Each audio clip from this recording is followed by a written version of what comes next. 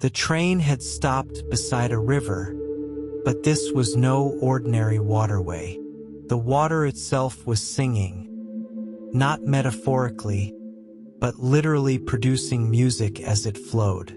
Each ripple and current created a note, each swirl and eddy a chord, and together they formed a symphony of such complexity and beauty that Eleanor felt tears spring to her eyes the moment she heard it. She rushed to her window and saw that the river was vast, flowing through a valley of flowering meadows.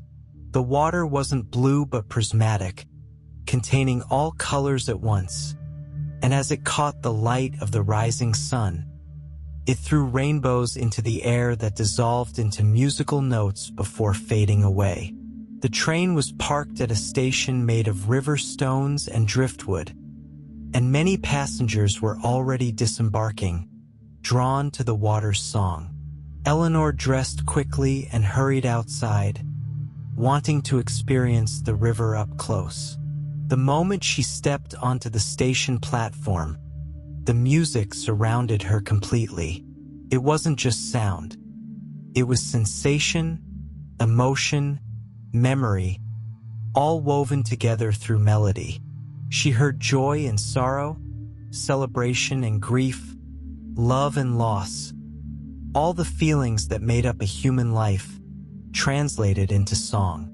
Conductor Harmony was waiting by the riverbank, their crystalline hair catching the morning light and scattering it in rainbow patterns. They smiled when they saw Eleanor approaching. "The singing river," Harmony said with evident affection. "This is one of my favorite places on the entire journey. The river sings every story, every emotion, every truth that exists. If you listen carefully, you can hear your own song within it." Eleanor moved closer to the water's edge.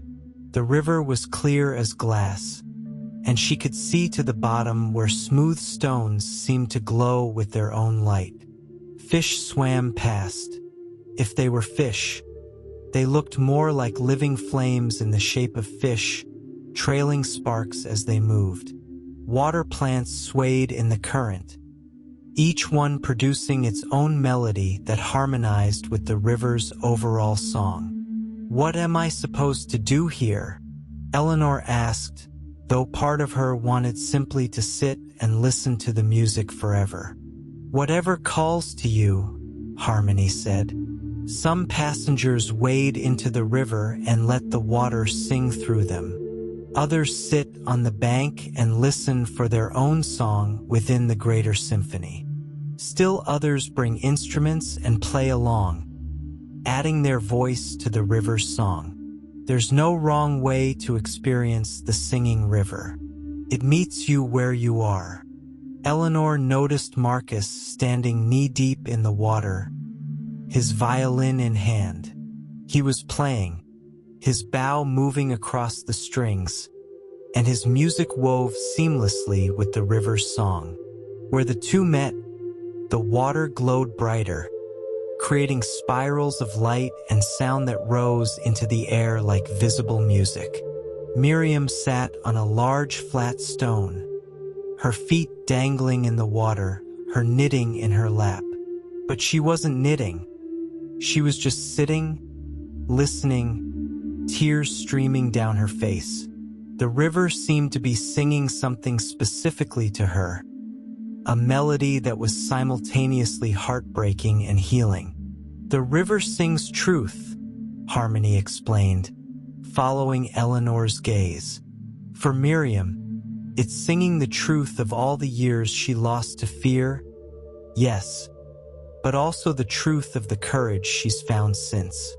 It's a difficult song to hear, but necessary. The river never lies, but it also never judges. It simply sings what is. Eleanor took off her shoes and rolled up her pants, then stepped into the river. The water was neither cold nor warm, but something else. Alive, aware, welcoming. It swirled around her ankles, and immediately she heard a shift in the music. A new melody emerged, one that was undeniably hers. The river sang her story. She heard her childhood, the bright, innocent notes of a girl who loved to create, who saw beauty everywhere and tried to capture it with crayons and finger paints and eventually brushes. She heard the warm, strong bass line of her grandmother's love, the way that relationship had been the foundation of her artistic identity. Then the melody grew more complex, adding minor keys as Eleanor heard the story of her adolescence. The joy of discovery tempered by growing self-consciousness, the excitement of learning technique shadowed by increasing pressure to be practical, to plan for a realistic future. The song shifted to her college years, bright passages where she'd thrived in art classes, darker ones where she'd struggled with required business courses she'd been told to take as a backup. She heard the moment she'd declared herself an art major, a soaring note of commitment, and then the gradual diminuendo as that commitment had wavered under the weight of family expectations and financial concerns. She heard the day she'd graduated and chosen marketing over art. The river sang it as a door closing, a light dimming, a voice going quiet, not with judgment, but with sorrow, as if the river itself mourned for that loss. Then came the years that followed. The river sang them as repetition, the same themes cycling over and over. Wake, work, sleep, repeat.